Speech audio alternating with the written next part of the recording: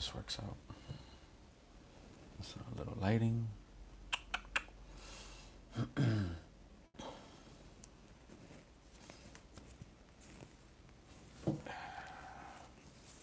First live in the Voyages. Make sure this is good.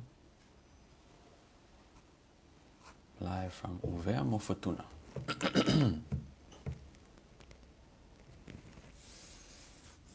Okay.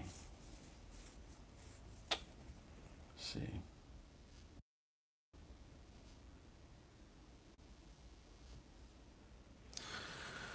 Whew. This is my third live of the year. This is going to be an interesting one because it's the first time I'm doing a live in the middle of the Voyages. This is something I kind of promised many months ago when I was back home, that I'll try to be more present on my YouTube. Obviously, I'm present on my social media, but to be present on my YouTube is something that I wanted to prioritize, because when I'm voyaging, I'm more in the element. I see somebody is joined. Is my audio okay? I just need to know. Hopefully, my audio sounds good. Okay, I'm trying to see if I can find the chat. Hello, can you hear me okay? Just want to be sure. Let's see. I got a good, perfect. Appreciate you. Shout out to you. It is Monday, July 20th here in Wallis and Futuna. It is Sunday, New York time, where most of my family, a lot of my friends are. It's been quite a while since I arrived in Wallis and Futuna, and I wanted to use this time to just kind of share what my journey is here. I mean, just share what I've been up to, what I've been doing. It's been pretty nuts, been pretty crazy, been pretty busy, but all good crazy, all good busy. Everything that I wanted to do in this territory has been beyond anything I can anticipate or imagine. It's beyond anything I could ever plan for. And it's been beautiful. It's just been beautiful. So that's what this live is going to be for. Welcome. Good to have you from the UK, all the way from the UK. Right now it's 10:45 in Futuna, Wallis and Futuna. Beautiful, humble little overseas French territory in the South Pacific. I've been curious about this place for a very long time. I've known not very much about the place, and after being here for some time, I kind of see why it's kind of off the radar. It's because it's not only very small, but people, from what I've been told in conversations, like it that way. They like it humble, they like it quiet, they like it off the radar of mass tourism. And a lot of the things here they kind of like self-contained. They just exist in their own space, which is really cool. But yeah, it's been amazing. Again, I want to use this live to share my journey here in Wallis and Futuna. Again, a lot of what I share on YouTube while I'm voyaging is not even, it's like 5% of my experience. And I want to take the opportunity to use this live to share the heart of the Voyages while I'm in the heart of the Voyages. So I don't wait too long, like months, maybe a year, to kind of reflect and catch up on media. It happens more often than I like to, for good reason, because I'm a storyteller. It's timeless storytelling. But when it comes to the heart of the voyaging and what I'm thinking, what I'm experiencing, what I'm feeling, I really want to do it on the spot. So this live is basically to share and explain in depth exactly what I've been doing, because it's been a lot.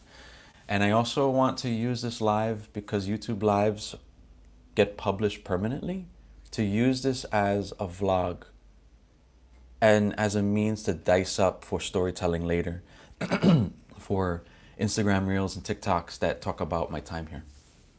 So it's 5 minutes into the live. I have like a run through of like things that I conjured up with AI to like basically like a bullet list to talk about my time.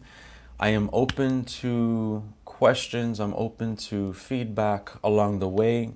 I'll be happy to jot it down and just go from there. This is I'm not sure how many people will pop in, but I'm doing this for the sake of community, but also for the sake of a stamp in time to share about my voyaging while I'm voyaging. So real quick, a bit of a story about Wallis and Futuna. Uvemo Futuna basically popped up on my radar about 3 years ago, part of my One Ocean One People voyaging. I didn't know much about Wallis and Futuna or Uvemo Futuna over the years, other than a friend that I made on TikTok. His name is Kalani, Mai Okalani, Kalani Mose, his name specifically. And he would post a lot about Wallis and Futuna, dances, language, because there's two languages, Wallisian, Futunan, or Faka Uvea, Faka Futuna, the language of both of the islands. And as the years gone by, it felt more curious about the place until it was May of this year, where I had a direction of two places, going back to Tokelau, and if that took too long or the waiting game, which has been insane, I would choose another place. I gravitated to Wallis and Futuna naturally, but there were people on Facebook based on like a broad Pacific Island posts. There was like 4 people out of many people that posted about the flag, posted about Wallis and Futuna, and it just led me to just conclude that Wallis and Futuna was next. Even if I didn't know too much about it, that lack of knowing drew me to the place more than anything. And I'm glad it did, because it led me to seek out an unknown more of an unknown than usual. And usually those kinds of places are far more rewarding and far more rich in experience, because I'm more out of my comfort zone. And that's exactly what it's been here. So back in March, I announced Wallis and Futuna was my next chapter, which is chapter 5 of One Ocean, One People. It's my next destination, and that I would use March, April, May, and then until June, where my flight was, to plan, to connect with people, to share my intention, to create a vlog of my plans and dice it up into TikToks and Instagram reels. So much so that it established the foundation of what I live today, where people saw a name and a face back then, they see the face and the name now. If you could send me some of the flights from China, Philippines, let me copy that. Flights from China and Philippines. I got that in the Q&A part. So basically, everything that I did in the 3 months prior to coming on June 13th was foundational in my networking. I was blessed to connect and find a host family who I've been staying with.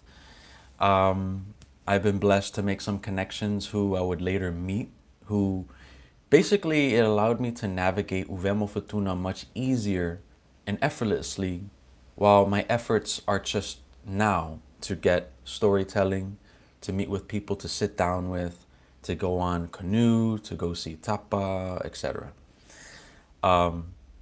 So as far as life in Uvemo Futuna, that's quite a mouthful. All I can say is I arrived on June 13th and I've been here for the past month and a half. And Uvea Island itself is very peaceful. It's very laid back. It's very chill. It's very quiet.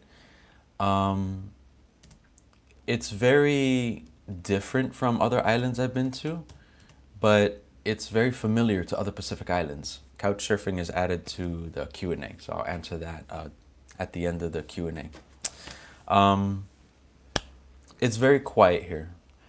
It's one thing I mentioned early in the live is that people are they're very kind and very friendly, though they're a bit shy at first, especially when it comes to English. As I said, Uvemo Futuna is a French overseas territory, so the main languages are Faka Uvea, Faka Futuna, and French. There aren't that many people that speak English, and those that do are kind of they're a bit shy, but they're kind of open to speak with their broken French. And I usually open up and say, hey, my French is not good, so whatever you know is way better than what I know in French. So usually they're very kind and open, and I say, hey, I have patience, don't worry. I'm happy to speak with you and however you can. But that's daily life. The week is pretty chill, pretty laid back. Most people go to work. They're very busy, either working in an office space or a store, down to a plantation where they're planting taro, ufi, gathering materials for food for the day or food for the week. It's not cheap in Wallis and Futuna. I will say that things seem to cost a bit more than I'm used to in other Pacific Islands. I think that's just the usual import costs from other Pacific Islands, import costs from France, import costs from New Caledonia, which is like a pivot point in the French world in the Pacific. It's been quite interesting how to navigate costs here.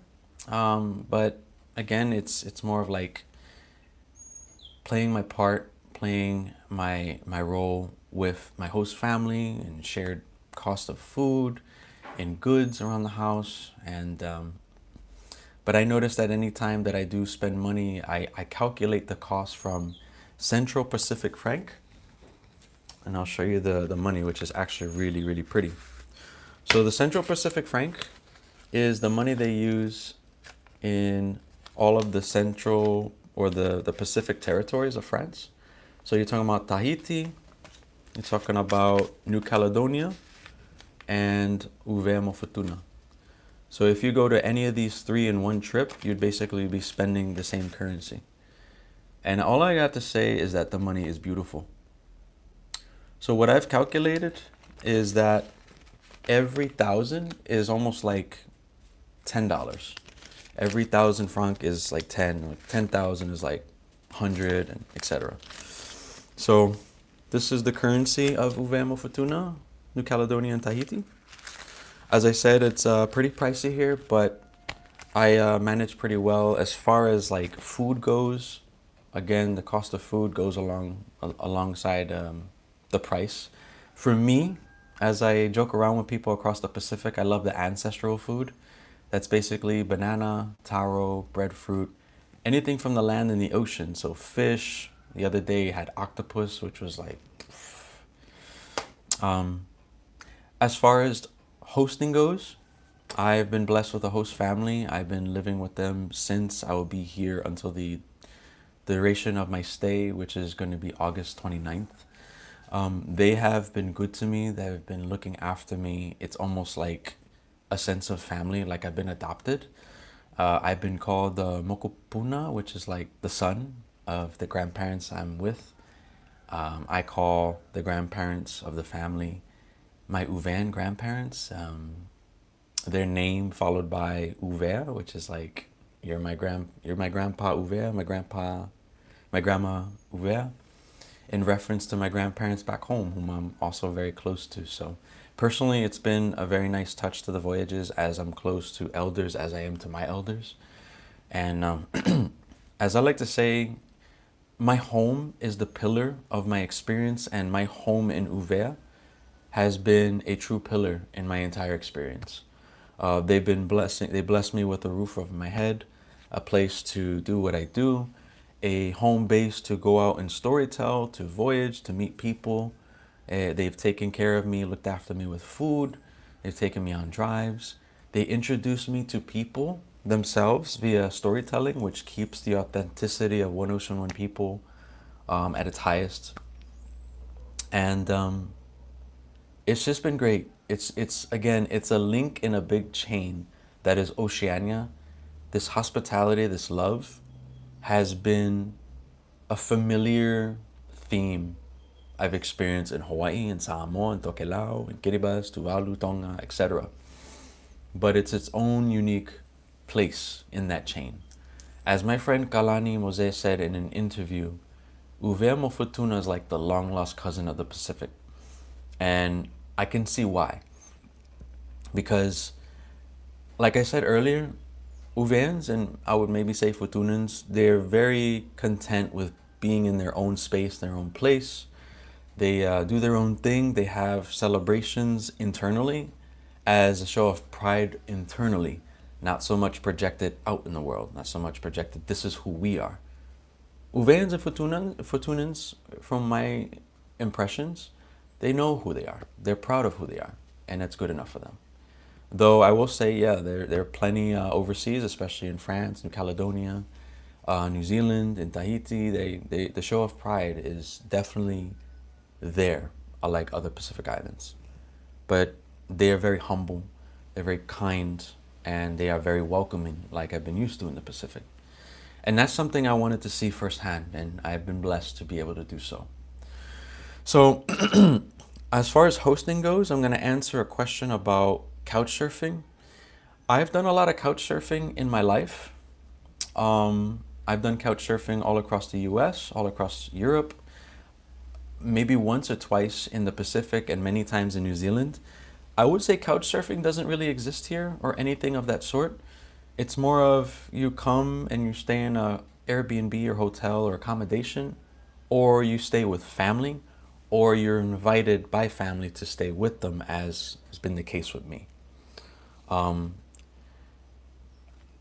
Before I get into One Ocean, One People, question was the flights from China and the Philippines. I don't exactly know what that'll look like. All I know is that you need to make it to Fiji in order to come to Uvea. Futuna basically requires a flight from Uvea, and to get to Uvea, you have to go to Fiji. Unless you have the blessing of having a yacht, that's the only way to get here, is through Air Calin, C-A-L-I-N. My journey was all the way from New York to California to Fiji to Uvea. New York to Uvea, that's quite the contrast, but this is familiar to me. So I was able to adjust from big buildings to big palm trees. So I don't know what the cost of flights are from those places. I just know that from Fiji, it's not cheap. Air Calin is very expensive. I spent about $600 US round trip. And that is probably as much as a flight from New York to Fiji for me, which is crazy. That's really expensive. So, but I leave it at that. Flights are very limited to one airline, and to get here is expensive. To stay here is not cheap. And, that's what it is. But I will say it's worth it. It's worth coming. As I said, it's very laid back. The people are very welcoming. They're very kind. And so, yeah. One Ocean, One People. One Ocean, One People is my storytelling mission across the Pacific. It's the title of my whole Oceania voyage. That includes Palau, Hawaii, New Zealand, Tonga, Uvea, Tokelau. It's the same name of my nonprofit, which is what I am working to build, what I'm trying to get funded. It's a passion thing of mine. It's a passion project, passion mission. It involves storytelling through interviews with people, how I navigate the islands, how I see people, how they see their traditions, their culture, its tapa, its language. It's the canoe, as seen here. It's the dance. It's how the island fits in the bigger picture that is Oceania. Polynesia, yes, I don't like that word. Oceania as a whole. What I've noticed is that each island is connected to one another through language and hospitality. That has been the case about here. I got a question about Yap Island, which I'll leave for later in the Q&A. So my One Ocean, One People journey here, as I said, this is chapter 5 of One Ocean, One People. Prior was Tokelau, then Samoa, and American Samoa, and Hawaii, and it's continuing gracefully around the Pacific. I have been able to navigate the islands very well because of my efforts prior to coming, and then my efforts through community here. It's been very authentic, it's been very personable, it's been very patient, and I've been blessed to secure 2 interviews in the tapa realm. I secured an interview with the Waka, which is the traditional canoe here. I've secured an interview with the chief head of culture here, which is in charge of all the culture events. I was blessed to be a part of the TV station. They interviewed me for about 30 minutes about One Ocean One People, my time here, my voyaging, and everything that I'm doing, which I'll probably share in a separate video, in a vlog. I'm working with tourism to collaborate photography and videography and storytelling to promote the islands in a way that is in the lens of culture. I connected with a woodcarver. And last but not least, unlike other places I've been to, I am working really hard to try to do the works while I'm in the place, because I find it much harder to do it when I'm away or off island. I've been blessed with a translator who is working on 6 interview translations from Faka Ouvert, Wallisian language, and French to English. So this way I can do some storytelling while I'm here at the heart of the voyage. So One Ocean One People is thriving. It's still going. There's still many contacts that I'm working on connecting with. I've got the heart of the islands under my belt with One Ocean One People, and I'm insanely just grateful to be able to capture knowledge. Now it's a matter of getting it to English so I can project it to the world. One Ocean One People, like I said, it's a non-profit of the same name. I'm going to find a way to share in the chat my information on how you can support, but the links are on my my YouTube page. It's a Zephy link, which is basically a non-profit donation page. Anything helps to grow the nonprofit. Right now it's at $770 nonprofit. A nonprofit's there to support translators.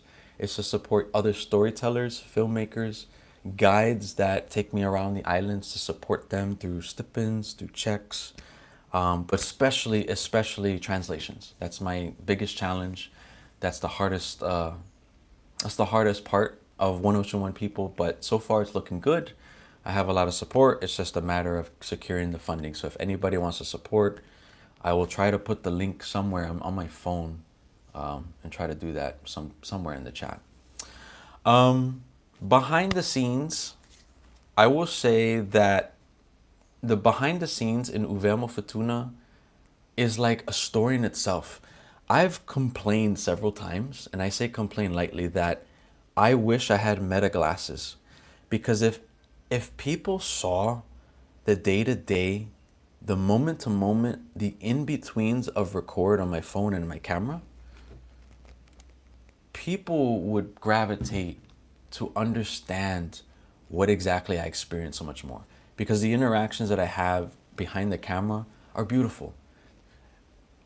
I'll be honest, I like how that can be, experiencing things while the camera's off, but sometimes I wish people could just see the smiles, the connection, the feeling that you can see through people and the interactions has been beautiful. It's been probably more beautiful than what I can capture. But there's been a lot of challenges with how I've been able to navigate One Ocean One People, voyaging, just simple communication.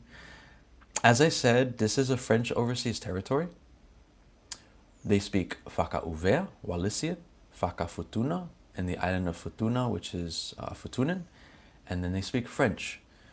Very few people speak English, and those that speak English speak a broken English or basic English, and most times I'm left to speak whatever broken English I can to match their knowledge, or I'll speak very, very child elementary Uvan, Wallisian, that entails some words to convey understanding mixed with noises and pointing, almost like survival mode. Something I've done in Bulgaria, in Romania, in Serbia, in other islands where, like outer islands like Kiribati, where they don't speak English. How I've been able to navigate that, and thanks to AI and thanks to up-to-date technology with translations, is Google Translate and ChatGPT in on-the-spot translations. I'll ask a question that's full, they hear the French, and then they respond in French. It conveys to English. The craziest part is literally just the other day, I did an interview with someone who's with the Tapa, and I took a whole list of questions I premeditated for her in an interview, and then I had the French equivalent.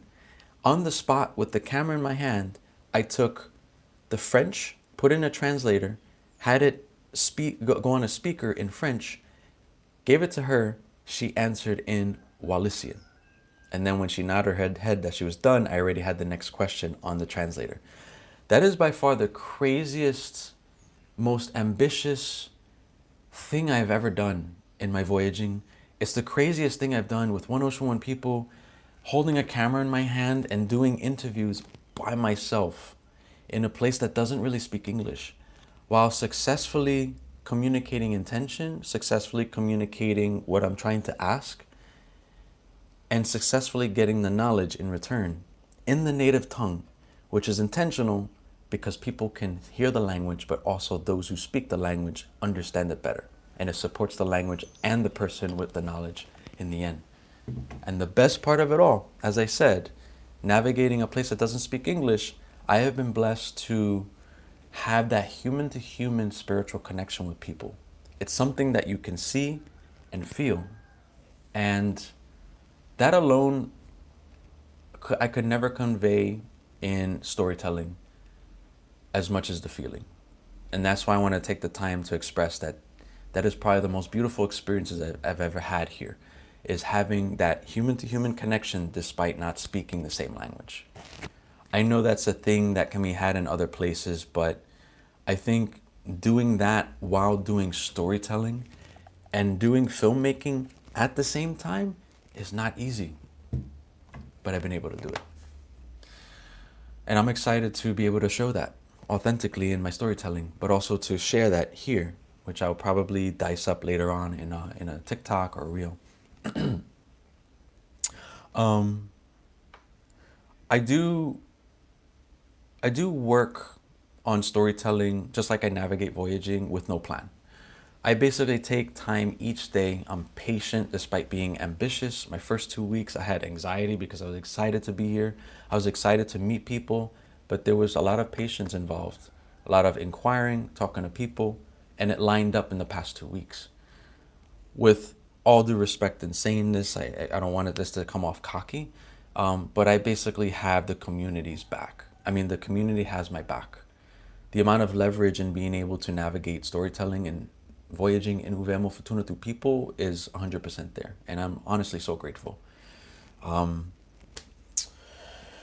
Yeah, so that's behind the scenes. It's about halfway into the voyage in Wallis and Futuna.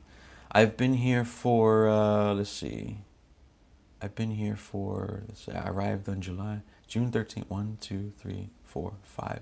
I've been here for almost 6 weeks. 1, 2, 3, 4, 5. I have 5 weeks left. So I'm just about at the halfway point, a little beyond the halfway point. It's bittersweet, and it has been bittersweet for a couple weeks because time has flown by so fast. Time is moving gracefully, but time has no prejudice, as I like to say. And I'm already sad to see the horizon down the line coming to prepare for what's next. As far as what's coming next in Uvea, which I'll get to the extended horizon, I'll talk about the near horizon. I have a cultural photo shoot and video shoot this week. I'm trying to connect with the tapa maker later. I'm trying to connect with the wood carver. I'm trying to connect with an elder who is knowledgeable in traditional fishing, has old ocean knowledge. We're talking about an 80 to 90-year-old, which is where like no dollar can compare to the value in what an elder can share and say from their experiences in life. I have more cultural stories with dance, with the artistry, with the history. I will be going to Futuna mid next week. Futuna is something I've been looking forward to ever since I planned for Wallis and Futuna because I don't know much about Futuna. I will be there for about a week and a half, from July 31st to August 12th. I'm currently sorting out my arrangements. I think I might have a place to stay and continue my storytelling, continue my voyaging. Malo malon te mauli. That's good morning since it's still, well, actually it's 11. Malo Tekataki. Um, so yeah, so Futuna is going to be interesting. I'm looking forward to it. So just a bit of context between Uvea and Futuna. Uvea has strong historical connections and ties to Tonga. Futuna, on the other hand, has historical ties and connections to Samoa. So, like here, they say Malo te Maoli, and I believe in Futuna it's Malo, oh, I don't know about morning, but afternoon is Malo Lekataki or Malo Lealofa. They use L's and S's like in Samoa, whereas here they're hard on the T's and the K's. It's going to be an interesting thing to see, and I'm glad that I'm kind of having my own mini voyage in Futuna in part of the whole that is Wallis and Futuna. That's just how I voyage. That's just how I like to do it. Futuna is very small. Here it's about 8,000 in Wallis. In Futuna, it's about 2 to 3,000. It's very rugged. It's very off the beaten path, and which is why I'm drawn to it. It looks very beautiful, and yeah, maybe when I'm there, depending on my connection, because internet is not so great here. Maybe I'll do a separate live to talk about the heart of Futuna when I'm there. But after that, I will be, as far as holidays and ceremonies go, this past week was the French national holiday. So Monday was cultural activities, the dance competition, which was one of my most anticipated journeys of my entire time here, which I believe I have a scheduled post today or tomorrow with all the photos I captured of the dance. I navigated with a camera stuck on the outside of the event, and I found my way through the media spot. Last but not like the last place I was at was on the floor in front of the dancers. So the amount of photos and 4K videos I took of this event is, I can't even put to words. I am trying to navigate the whole storage space with like three hard drives that are worth like 8 terabytes. I saw somebody going to sleep. Rest well. Thank you for popping in. Happy to have you. Just a note to anybody here in the live, whether it's a handful of you, I'm happy to have you here. Good to have you. Any questions you might have, drop them here. I'll be happy to answer. And yeah, so my journey thus far in Uvea Futuna has been pretty wild. I've been in Uvea for over a month. I'm going to Futuna for a week and a half. My time in Uvea Futuna is for another 6 weeks before I voyage onward. So I talked about the behind the scenes, what's next. Oh, as far as events, after the 13th and 14th, which is the French national holiday, the next is the territorial holiday, which is on the 29th, and it's just a grand celebration where all the villages dance. And then the 15th of August is Assumption Day, which is like the Catholic holiday of this district. You have Hihifo, Hahake, and Mu'a. And the village, the district I'm in is Hahake. So they have a big celebration, a big kava ceremony, something I've experienced twice so far. And yeah, so the editing roadmap, like I said, I've done 6 interviews so far. I'm looking to do about 3 more. How that looks like, it just depends on community, on the people, and taking the time with me, which has been really good.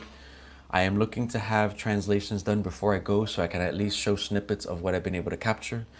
It's honestly really difficult doing this on my own with little funds. My nonprofit's barely set up. Donations are slowly coming in. If anybody wants to support my GoFundMe to support me, or support the nonprofit through Zephy to support the storytelling, I'm going to try to put the links in the chat.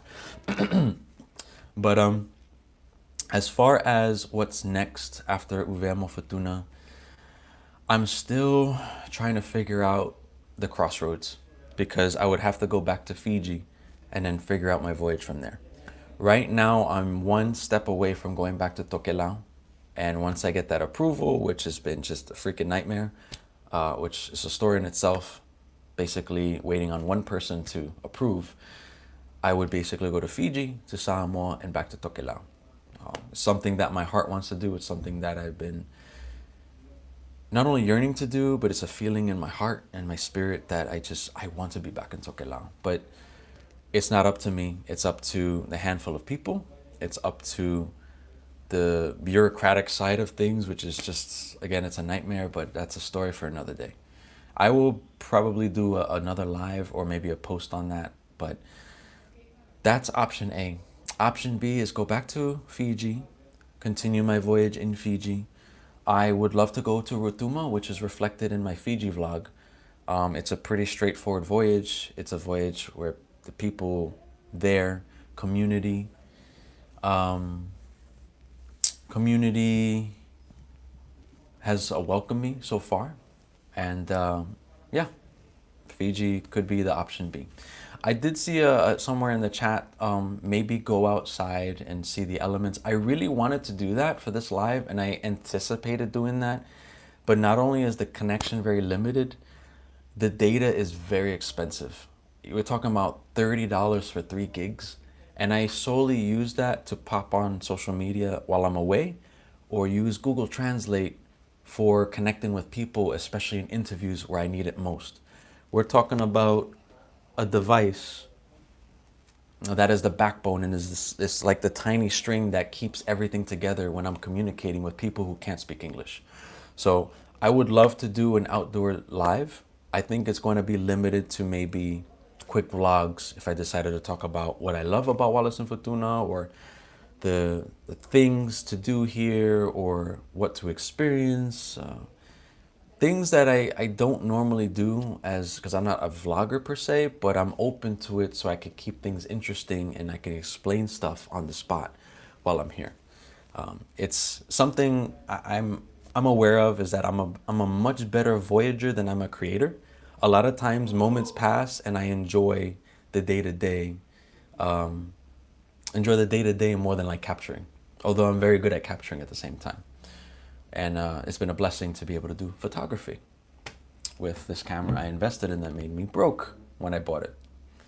But it paid itself back, thankfully, in American Samoa and Samoa. But yeah, just outside, yeah, I mean, it's a good feedback. I can pop a chair outside and sit in the elements, but I figured that being here in the room would allow me just convey the experience, at least the heart of it, from my voice to all of you, and to be able to dice this up in vlogs if I wanted to. So yeah, I want to leave this for Q&A. Anybody that has questions. I believe I addressed some of the questions before. There was one random question, being that this is One Ocean, One People. It's not limited to just Uvemo Futuna, although this is for Wallis and Futuna. Yap Island, someone asked about Yap Island.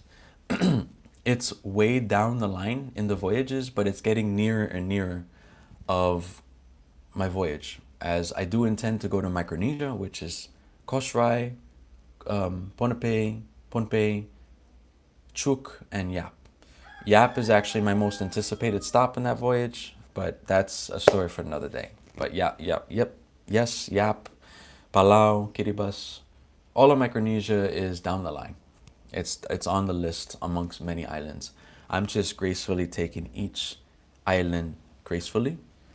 I come to Tokelau, I spend time, I live, I learn, I immerse. I come to Uvea, I come to Futuna, I stop, I listen, I learn, I live, I document, I capture. I do it for the heart of voyaging, for passion. I do it for storytelling, to capture stamps in time in a way that captures the community, the heart of people and their knowledge. And I combine that into what is essentially voyaging, storytelling. Anybody that has questions, please drop them here. This is going to be a kind of like a wind down and close out from sharing my experiences here. Like I said, Pacific travel beyond here, it's between Tokelau and the realm of Fiji, which is quite vague, but it just depends on the select few to make Tokelau happen, but it also depends on the voyage. How things happen, I use the metaphor, I got my hand on the steering wheel, I guide the car, but it's loose, like my grip isn't tight. I just let the journey take me where it's supposed to take me. And that's not just so for Uvemo Futuna, but it's how the rest of my voyage is. And usually in the end, everything works itself out the way it's destined to be. I'm gonna see if I could pop on my YouTube so I could pop in the live here. What I wanted to share about, it's literally my voice listening to myself. Yeah. So once again, my voyaging has been a blessing here in Futuna. I've been able to navigate gracefully with people who've had my back, who support me, who understand why I'm here, the intention that I have while I'm here. My One Ocean, One People work is thriving. It looks healthy. It's been blessed with about 6 interviews in different cultural spaces. And the fact that I'm able to have an official translator while I'm here is like a major step ahead. So right now I'm going to share my Patreon. If anybody wants to support all the work that I do behind the scenes, me personally as a creator, this is a great way to support me directly by monthly tiers. There's a $3, a $5, and a $10, and I think there's a custom amount that you can do for a duration of time. This has been very helpful, as it also is a means for me to share behind the scenes of what I'm doing, what I'm experiencing, like what I shared about navigating French with a translator while holding a camera. So anybody who wants to support my Patreon and be a part of the journey behind the scenes, Patreon is where it's at. I want to share basically the backbone of my support. What started off as like a GoFundMe to navigate this whole trip has become a source of funding directly to me. Basically getting to places, setting up the nonprofit that is One Ocean, One People. It's supported hiring creatives to help with the storytelling involved, to supporting me directly, getting a cup of coffee. So I left my GoFundMe in the chat. I also want to take the time to share my nonprofit fundraising campaign. Basically, One Ocean, One People is a nonprofit that I created early last year in American Samoa. It has been the means to support the hard work that is involved with storytelling, translations, getting guides, navigating places a bit easier than just on my own. There are 4 ways to support the nonprofit, but so far I found a platform called Zephy that doesn't charge any fees. Right now, the nonprofit, I'm seeking to get reach the goal of 1,000. It's at 778. So anybody who wants to support One Ocean, One People, the nonprofit, it allows me to, for example, I have a translator in Wallisian who is working on 6 interviews at her own time. I want to be able to cut a check for her to support her if she would accept, basically. But the funding for the nonprofit goes to all my storytelling. It basically helps lift the load off of what I'm doing. It helps me collaborate with other organizations. For example, I'm working on collaborating with tourism here through One Ocean, One People, and etc. So that's quite the mouthful. The last 3 links are all ways to support me and the organization that is One Ocean, One People. Anything helps. Everything helps. I love this work. I don't like calling it work. It's called work because it is hard work, but this is all passion. I love what I get to learn from it. I love what I'm able to do creatively of my teachings and what is being taught. I love to see the joy it brings to people from the places either on island or abroad. And I especially love to show people who are eager to learn just like me or don't know anything at all to be able to see these islands in a way that is true, that is real, and is authentic. It's like a vessel into sharing about a place that's spoken directly through the source, and that's the people. It's truly an honor, it's truly a blessing, and I'm grateful to be able to have had the means to do this for years and continue to do this. Because I'll be honest with you, there are some days that are hard. There have been moments where I wanted to give up. But the very reasons that I stated, what people share, the feeling that people get, the joy that it brings people, is the driving force to keep going alongside my passion. So yes, anybody wants to support me directly through Patreon and GoFundMe, I left the links in the chat. And then anybody wants to support the nonprofit, the Zephy.com link is where to go for that. Anything helps, I'm grateful, and I appreciate everybody. I personally want to thank the community. You do before maybe teaching English in schools. I'm not sure what that'll look like. I think how I translate that, what I can do down the line. People say I should write a book. It's possible. I think my YouTube and all my storytelling is a book in itself. But I would be open to like a community speech or TED Talk where I share about my experiences, what I share about life, and what I share the fundamentals about things I experience in voyaging. And yeah, we'll see. We'll see. I feel like I'm still in the early stages of continuing, though I feel like I'm also at the heart of my journey. I'm 37 years old, experiencing life in 10 years, and still got many more years to go. So yeah, so that's that. Any other questions, please drop them as I start to close out. Lunch is coming soon. My stomach is probably growling louder than I can suppress it.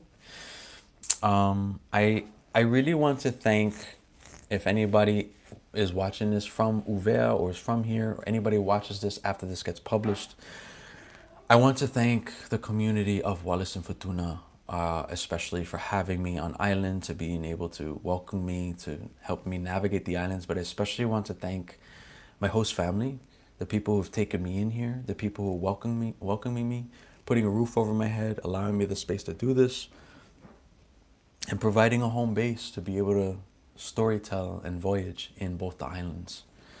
I especially want to thank those who support me on Patreon. That's the link I shared 10 minutes ago, who have been supporting me over the months, over the years.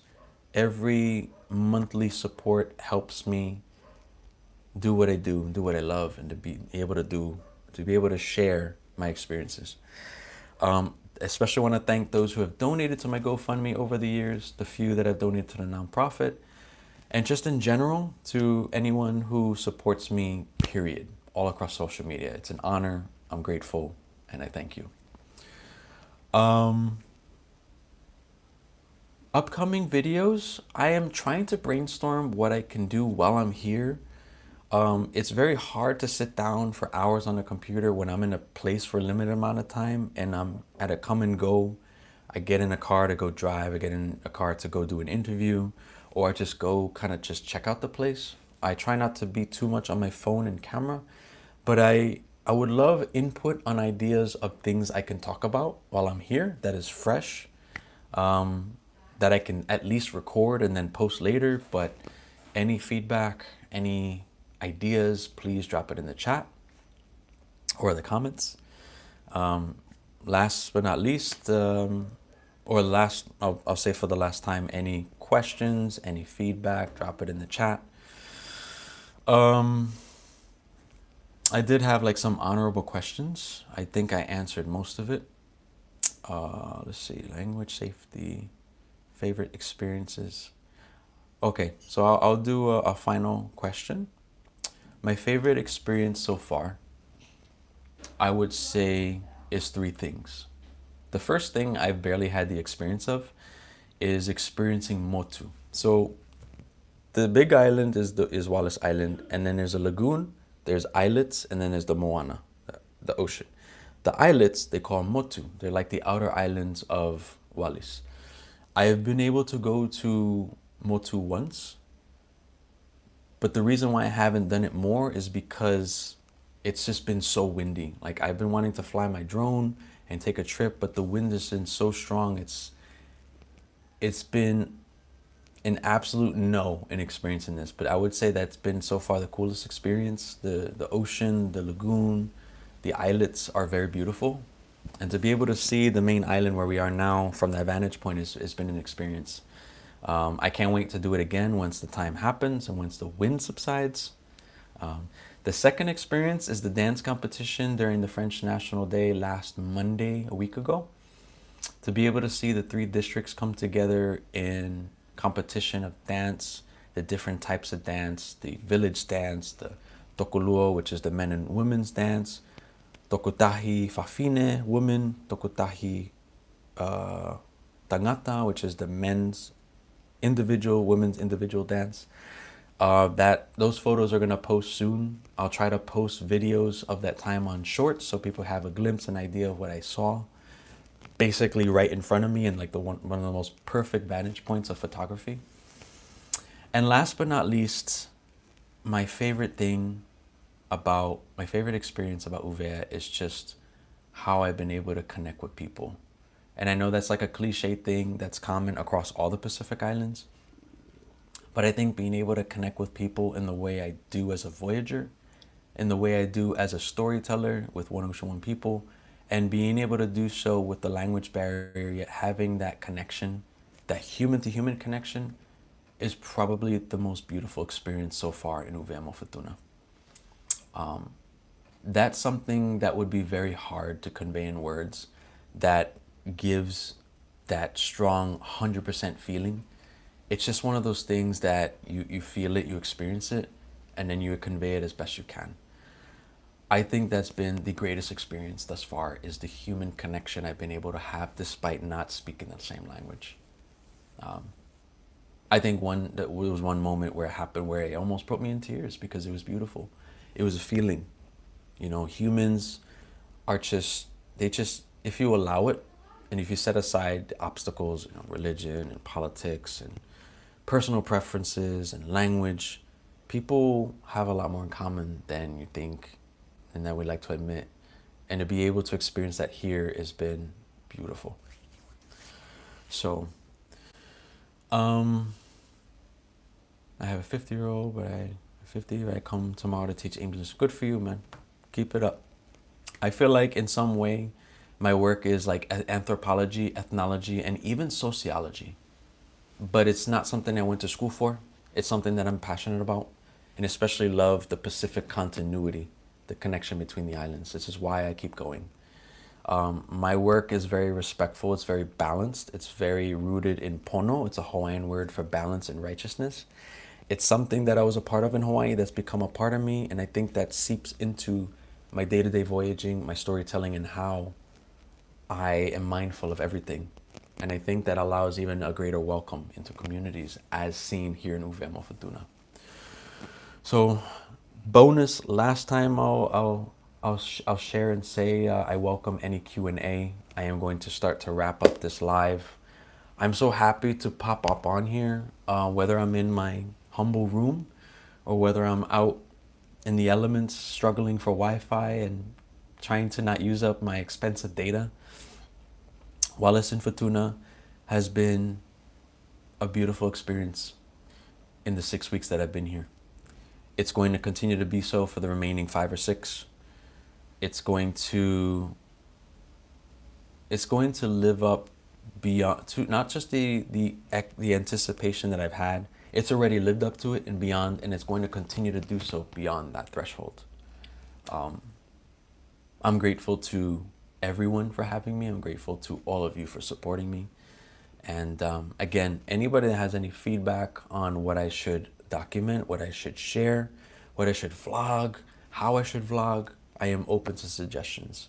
I've been doing YouTube for 15 years, proactively for 11 years, but I'm still learning on the go. As I said, I'm a better Voyager than a creator, so I am open to getting out of my introverted Voyage shell and putting myself out there, as well as the world voyaging that I experience.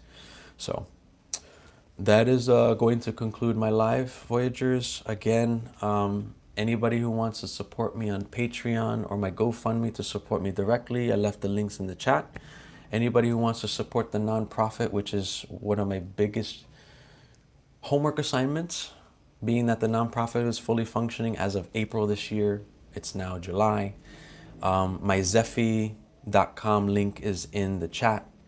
Anything helps either way, helps support the Voyages, support storytelling, and the greater initiative that is One Ocean, One People. That is not just limited to Wallis and Futuna. It's not limited to Polynesia. It's not just limited to Oceania, but more than likely, as a Pacific-oriented nonprofit and storytelling mission, it more than likely will be a global thing for the humanities, for people, and for storytelling. So Mr. Perez is going to conclude this live. Again, I want to thank everybody for joining.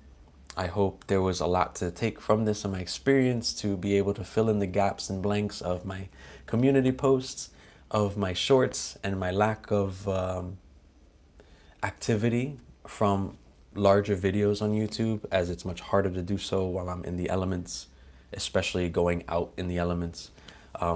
But I hope that this was a great opportunity to show face, to explain all the details of what I've been doing, and I really look forward to what's next, whether it's what I see, whether it's what I hear through people, what I share in storytelling, down to the next island and the next. So Malo Pesiofa, which is thank you so much. Voyagers, I could say tato, but those are some words that I'm still trying to work out in my Whakaubea and Polynesian language knowledge. Until next time, Voyagers, I appreciate you as always. Voyager out.